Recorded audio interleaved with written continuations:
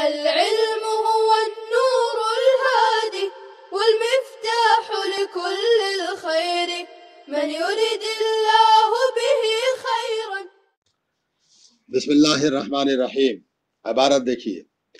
وَإِذَا اقْتَدَى بِمَنْ يَقْنُتُ فِي الْفَجْرِ قَامَ مَعَهُ فِي قُنُوتِهِ سَاكِتًا فِي الْأَزْهَرِ وَيُرْسِلُ يَدَيْهِ فِي جَنْبَيْهِ.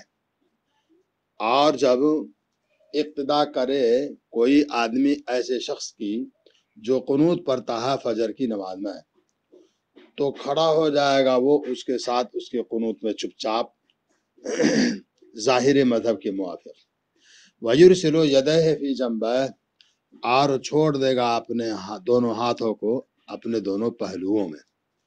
اس عبارت کے اندر جو مسئلہ بتایا جا رہا وہ یہ کہ حنفی شخص اگر فجر کی نماز شافعی المسلک کے پیچھے پڑھے تو آپ کے سامنے پچھلے صفحات میں یہ بات آ چکی ہے کہ شافعی المسلک کے حساب سے فجر میں بھی قنوت پڑھی جاتی ہے. اب وہ اپنے حساب سے قنوت پڑھ رہے ہیں تو یہ مقتدی جو حنفی المسلک وہ کیا کرے گا؟ تو آپ کی کتاب والے نے جواب دیا کہ خاموشی کے ساتھ وہ چپ چاپ کھڑا رہے، اپنے دونوں ہاتھ کو چھوڑ دے اور کھڑا رہے. آگے دیکھیے. وَإِذَا نَسِيَ الْقُنُوتَ فِي الْوِتْرِ وَتَذَكَّرَهُ فِي الرُّكُوعِ أَوِ الرَّفْعِ مِنْهُ لَا يَقْنُتُ. اور جب کوئی قنوت پڑھنا بھول جائے وتر میں اور اس کو یاد آئے رکوع میں یا رکوع سے اٹھنے کے بعد تو کہہ رہے ہیں لا یقنت، وہ اب قنوت نہیں پڑھے گا، آخر میں سجدے صاحب کر لے گا. آگے کہہ رہے ہیں وَلَوْ قَنَتَ بَعْدَ رَفْعِ رَأْسِهِ مِنَ الرُّكُوعِ لَا يُعِيدُ الرُّكُوعَ. اور اگر قنوت پڑھا اس نے اپنے سر اٹھانے کے بعد رکوع سے تو رکوع کو نہیں لوٹائے گا. وَيَسْجُدُ لِلسَّهْوِ، اور سجدے صاحب کرے گا. لِزَوَالِ الْقُنُوتِ عَنْ مَحَلِّهِ الْأَصْلِي، قنوت کے اس کے اپنی اصلی جگہ سے زائل ہو جانے کی وجہ سے، قنوت کے اس کے اپنے اصلی جگہ سے زائل ہو جانے کی وجہ سے. اس کے اندر جو مسئلہ بتایا وہ یہ، ایک آدمی قنوت پڑھ رہا تھا وتر کے اندر قنوت کا پڑھنا، وتر پڑھ رہا تھا اور اس کے اندر قنوت کا پڑھنا بھول گیا، رکوع میں گیا، اب اس کو یاد آ رہا ہے، یا کہ رکوع سے اٹھنے کے بعد یاد آ رہا ہے. تو آپ کی کتاب نے فرما رہا ہے اب اس کو دعا قنوت پڑھنے کی کوئی ضرورت نہیں ہے، سجدے سب آخر میں کر لے، اس کی نماز ہو جائے گی. اور اگر اس نے رکوع سے سر اٹھانے کے بعد دعا قنوت پڑھا تو چونکہ رکوع کر ہی چکا ہے لہذا اب رکوع کو لوٹانے کی ضرورت نہیں ہے، ڈائریکٹ وہ سجدہ میں چلا جائے، نماز پوری کر لے سجدے صاحب کر کے. سجدے صاحب کرنا اس لیے ضروری ہے کہ قنوت تو پڑھا ہے اس نے لیکن اس کی جو جگہ تھی وہاں پر اس نے نہیں پڑھا، رکوع کرنے کے بعد پڑھا. آگے دیکھیے. وَلَوْ رَكَعَ الْإِمَامُ قَبْلَ فَرَاغِ الْمُقْتَدِي مِنْ قِرَأَةِ الْقُنُوتِ أَوْ قَبْلَ شُرُوعِهِ فِي خَافَ فَوْتَ الرُّكُوعِ تَابَعَ إِمَامَهُ. اور اگر امام نے رکوع کر دیا مقتدی کے قنوت پڑھنے کے فراغت سے پہلے ہی، یا مقتدی کے قنوت کے شروع کرنے سے پہلے ہی، اور وہ ڈر رہا ہے رکوع کے چھوٹنے کا، تابع امام ہو، وہ اپنے امام کی اتباع کرے گا. اس مسئلے کے اندر، اس عبارت کے اندر جو مسئلہ بتایا ہے اس کا خلاصہ دو مسئلہ ہے. ایک مسئلہ یہ کہ ابھی امام مقتدی صاحب نے قنوت ختم کی نہیں، امام صاحب رکوع فرما لیے، تو آپ کی کتاب والے فرما رہے ہیں کہ مقتدی بھی رکوع کر لے.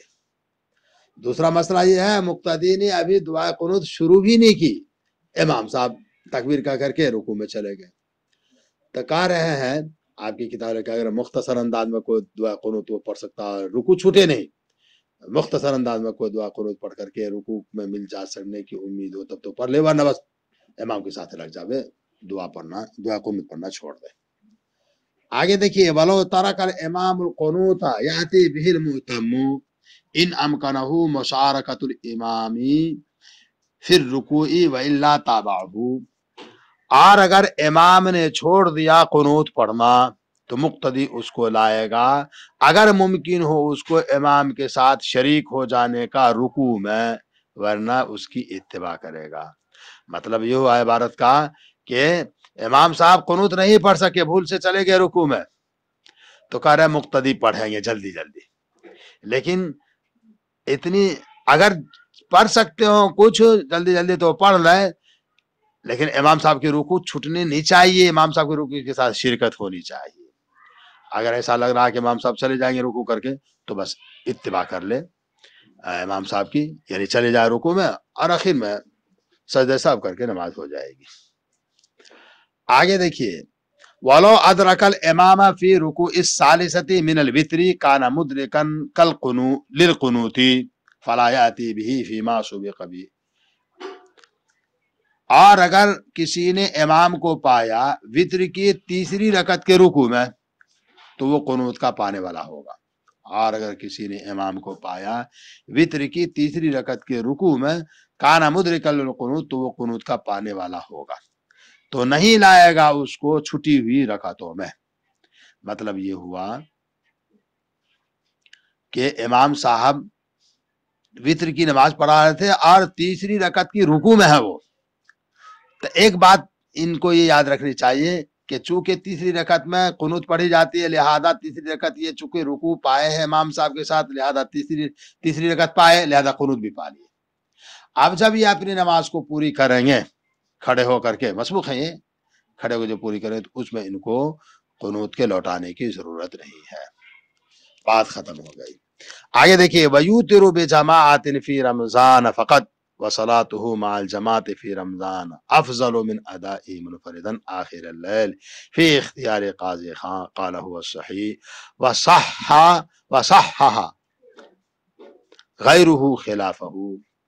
اور وتر جماعت کے ساتھ پڑھی جائے گی صرف رمضان میں، وتر جماعت کے ساتھ پڑھی جائے گی صرف رمضان میں، وصلاتہ مع الجماعت، اور وتر کی نماز جماعت کے ساتھ پڑھنا رمضان میں یہ زیادہ اچھا ہے اخیر رات میں علیحدہ ادا کرنے سے، قاضی خاں کے پسندیدہ قول کے مطابق، اور وصحح غیرہ خلافہ، اور دوسروں نے اس کے علاوہ کو صحیح قرار دیا ہے۔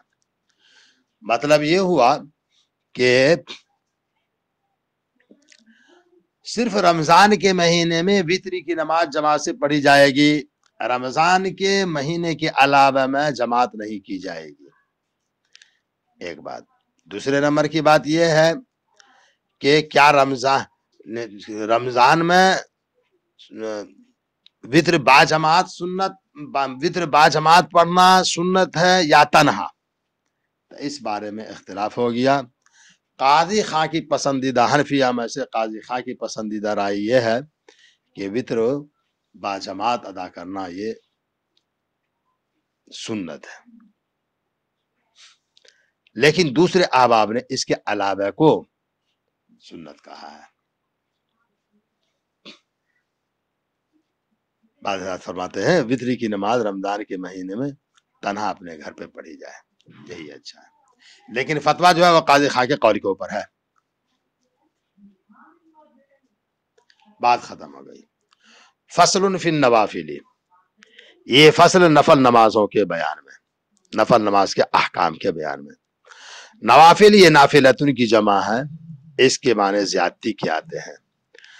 نفل اس عبادت کا نام ہے جو فرائض اور واجبات کے علاوہ ہوا کرتی ہے، اس کے کرنے پر ثواب ملتا ہے، چھوڑنے پر کوئی عذاب کوئی سزا نہیں۔ چونکہ نوافل سنن کو بھی شامل ہے، اسی وجہ سے آپ کی کتاب والے نے عنوان میں صرف نوافل کا ذکر کیا، سنت اس میں داخل ہے۔ سنتن مؤکدتن رکعتان قبل الفجر ورکعتان بعد الظہر وبعد المغرب وبعد العشاء واربع قبل الظہر وقبل الجمعۃ وبعدها بتسلیمۃ۔ سنت مؤکدہ قرار دی گئی ہے 2 رکعت فجر کی نماز سے پہلے، اور 2 رکعت ظہر کی نماز کے بعد، اور 2 رکعت مغرب کی نماز کے بعد، اور 2 رکعت عشاء کی نماز کے بعد، واربع قبل الظہر، اور سنت مؤکدہ قرار دی گئی ہے 4 رکعت ظہر سے پہلے، اور 4 رکعت جمعہ سے پہلے، اور 4 رکعت جمعہ کے بعد ایک سلام سے۔ یعنی اس عبارت کے اندر صاحب کتاب بتا رہے ہیں کہ فجر سے پہلے 2 رکعت سنت مؤکدہ ہے، اس کا پڑھنا نبی پاک صلی اللہ علیہ وسلم سے بڑی تاکیدی الفاظ میں آیا ہے. اور ظہر کے بعد بھی 2 رکعت سنت موقدہ ہے, مغرب کے بعد بھی 2 رکعت سنت موقدہ ہے, اور عشاء کے بعد بھی 2 رکعت سنت موقدہ ہے. ظہر سے پہلے اور جمعہ سے پہلے اور جمعہ کے بعد ایک سلام سے 4 رکعت سنت موقدہ ہے. فجر کی سنت اگر جماعت کھڑی ہو گئی ہے تو فجر کی سنت کے بارے میں چونکہ اس کا اہتمام ہے, لہذا بہتر تو یہ اپنے گھر سے پڑھ کے جائے, اور اگر گھر سے پڑھ کے نہیں گئے, مسجد میں ہی پڑھنے کی ضرورت پڑ رہی ہے, تو کسی کاٹ کنارے میں جا کر کے پڑھیں. صف میں شامل ہو کر کے سنت موقدہ چاہے فجر کی کیوں نہ سخت مکروہ ہے. وَنَدُبَ 4 قبل العصر والعشاء وبعدہ وست بعد المغرب. اور مستحب ہے 4 رکعت نماز پڑھنا عصر سے پہلے اور عشاء سے پہلے, وبعدہ اور عشاء کے بعد بھی 4 رکعت سنت مستحب ہے. وست بعد المغربی اور 6 رکعت مغرب کی نماز کے بعد. یہ سنت غیر موقدہ کا تذکرہ ہوا. آگے ایک مسئلہ, وَيَقْتَصِرُ فِي الْجُلُوسِ الْأَوَّلِ مِنَ الرُّبَاعِيَّةِ الْمُؤَكَّدَةِ عَلَى التَّشَهُّدِ وَلَا يَأْتِي فِي الثَّالِثَةِ بِدُعَاءِ الْاِسْتِفْتَاحِ بِخِلَافِ الْمَنْدُوبَةِ. ترجمہ دیکھیے, اور اکتفا کرے گا